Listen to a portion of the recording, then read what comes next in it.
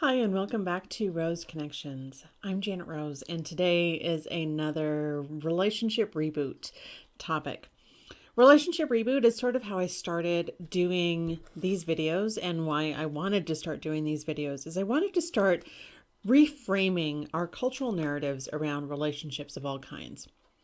Whether it be our family relationships, our romantic partners, strangers that we meet in the street, folks that we work with, the general public, folks on Twitter, whatever it might be.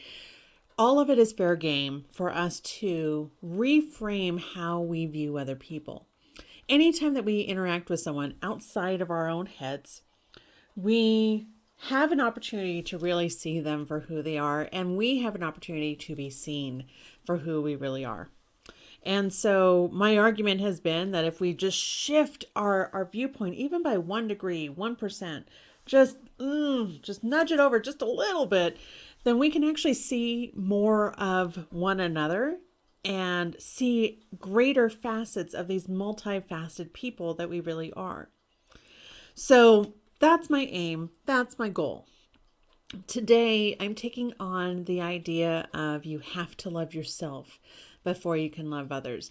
And I've recorded this a couple of times today, and I've been experimenting with how I talk about this, because when I hear that phrase, you have to love yourself before you can love others, I cringe. I already start getting really prickly and defensive about that. And the reason is I just find it to be, well, number one, I find it to be a commandment. Thou shalt love yourself before you love others, which is actually, incongruent with a lot of our other cultural narratives. So it doesn't jive with what we're also told about relationships. Love others as you love yourself. That is a slightly different version of this, but one that is actually, starts with this idea that, we know you already love yourself a little bit. So can you share a little bit with that with everybody else? So it's taking that golden rule and shifting it, but shifting it in this kind of toxic, dismissive, and re-traumatizing way. And why do I say re-traumatizing? Well, if you've been through abuse or neglect, one of the major messages that you have been given is that you are unlovable. If you hear the term, you're not lovable unless, or, who could love someone like you, over and over and over again in your life, whether it be from one person or multiple people or multiple societies, you begin to believe that. You begin to hate yourself. You begin to not love yourself at all. And so this idea that you have to love yourself before you can love others is another means of twisting that unworthiness knife that you didn't even put there. Someone else did. If you were neglected, you had a parent who wasn't around, a caregiver who wasn't paying attention to you or your needs. They told you through your actions that you weren't worthy or lovable. If you are in an abusive relationship, you are taught through experience over and over and over again that unless you please this one person directly to the letter, if you walk on eggshells perfectly enough, maybe they'll love you. So this idea that if you don't love yourself, then you can't love others, which is adjacent, is complete bullshit. And the reason why it's bullshit is because very often when you don't love yourself, you need the love of others to find yourself worthy again, to find that self-worth. And really, in one vein, I understand where this image is coming from and where this narrative is coming from. It's coming from this idea of, you know what? If you love yourself, you will, and if you're your own best friend, then you can weather any storm. You don't need to be dependent on someone else to make you feel good about yourself. And I agree with that if it was said that way.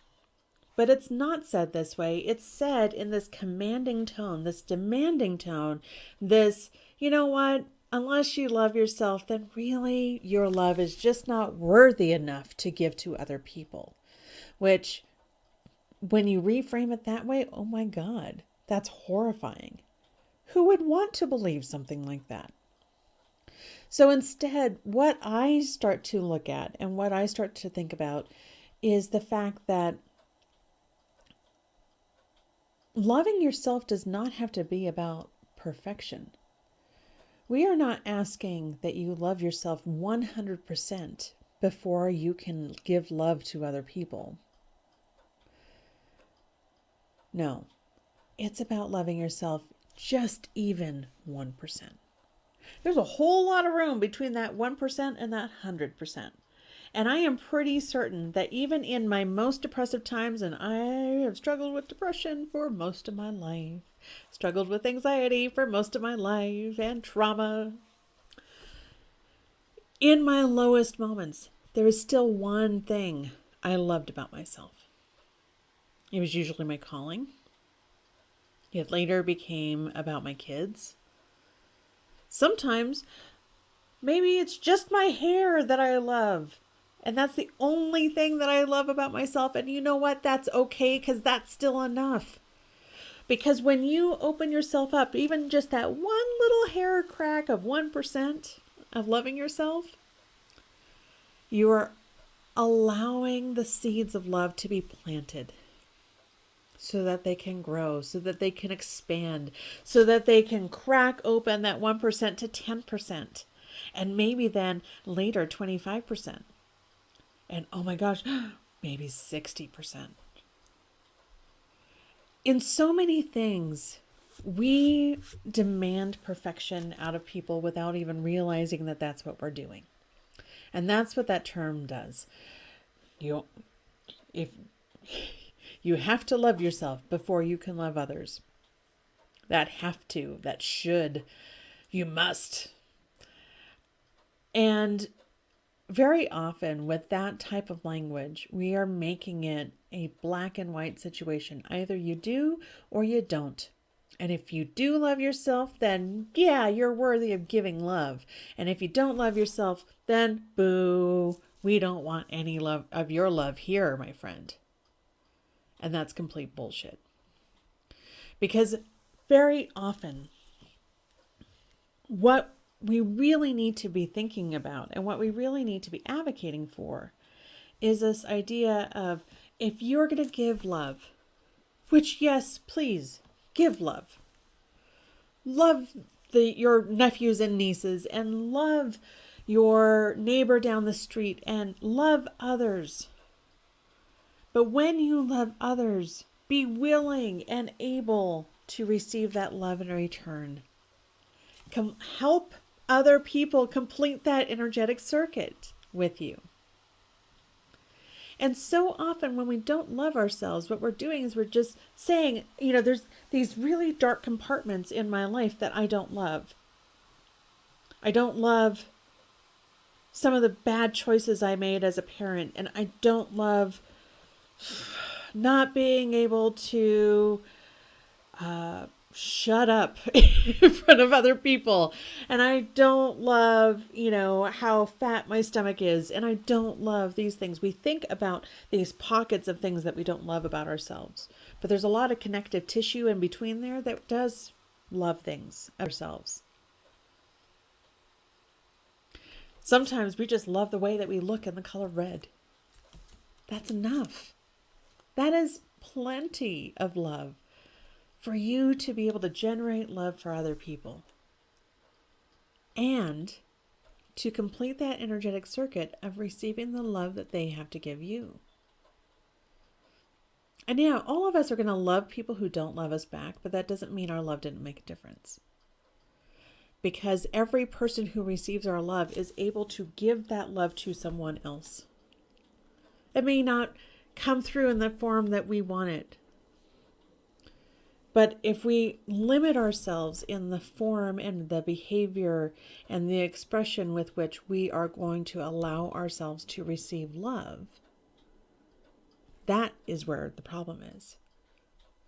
If we create such a narrow viewpoint of what we can receive in terms of love, that's where that advice is trying to get you to crack that open just a little bit. Now, I do find the way that this is phrased to be horribly toxic. You have to. I've been harping on this whole demand thing.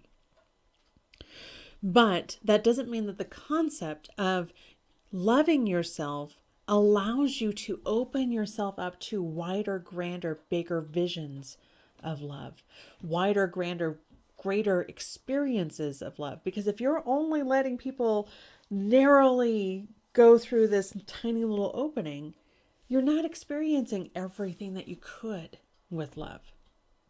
And that's okay. Sometimes we need to shut ourselves down in order to feel protected, in order to feel safe. But what we don't want is for us to live there. Just like we don't want to have to continue living in a space of this undeservingness and these cycles of self-violence. How many of us beat ourselves up for, stupid little mistakes that we make every single day that we think make us unlovable? And really, allowing us to express love and allowing ourselves to receive even just the same level of love that we are putting out into the world, that allows others to help illuminate those spaces that we think are so damn unlovable. So that they can swing a lantern into that corner and say, but what about this one?